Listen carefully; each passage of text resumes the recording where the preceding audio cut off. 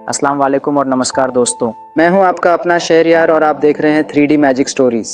क्या आप एक जबरदस्त और मजेदार कहानी सुनने के लिए तैयार हैं? लेकिन रुको, कहानी शुरू होने से पहले एक छोटा सा काम। चैनल को सब्सक्राइब करो, वीडियो को लाइक करो और कमेंट में बताओ कि आपको सबसे ज्यादा क्या पसंद आया।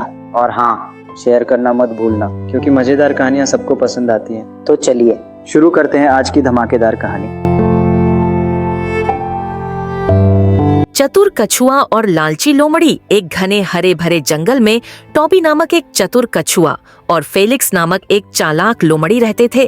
टॉबी धीमा था लेकिन समझदार, जबकि फेलिक्स तेज था लेकिन लालची।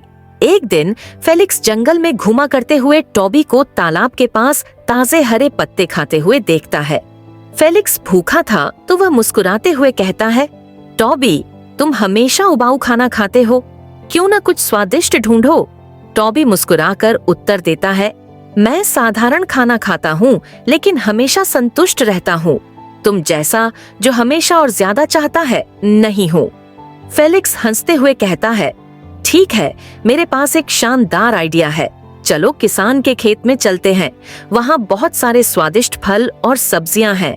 टॉबी जानता था कि यह जोखिम भरा हो सकता है, लेकिन उसने फेलिक्स को एक सबक सिखाने का मन बना लिया और सहमति दी। रात को फेलिक्स और टॉबी किसान के खेत में चुपके से घुसे।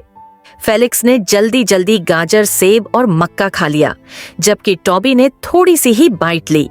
तभी अचानक उन्हें कदमों की आवाज सुनाई दी।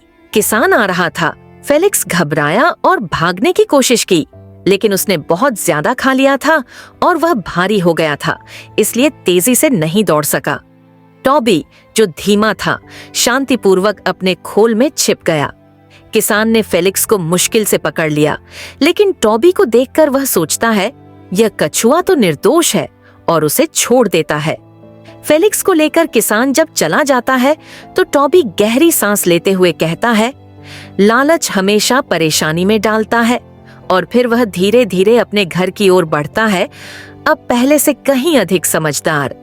शिक्षा, लालच हमेशा मुसीबत में डालता है, लेकिन बुद्धिमानी हमेशा सुरक्षित रखती है।